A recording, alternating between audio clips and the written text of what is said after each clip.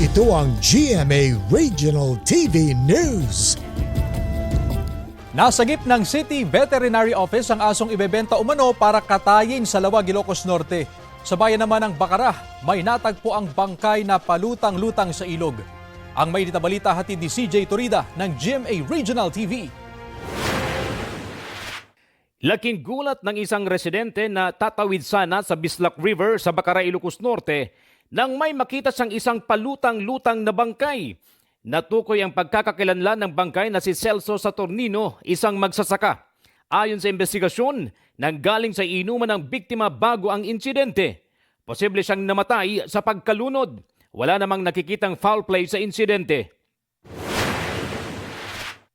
Isang asong sugatan at ibinebenta umano para katayin ang nasagip ng City Veterinary Office ng Lawag, Ilocos Norte. Ayon sa mga otoridad, itinawag sa kanila ng gurong si Nicky Antonio ang nakita niyang social media post kaugnay sa aso. Nagamot na ang mga sugat ng aso. Iniimbestigahan ng pulisya kung posibleng managot sa paglabag sa Animal Welfare Act ang lalaking pinagkunan ng aso. CJ Torida ng GMA Regional TV, nagbabalita para sa GMA Integrated News.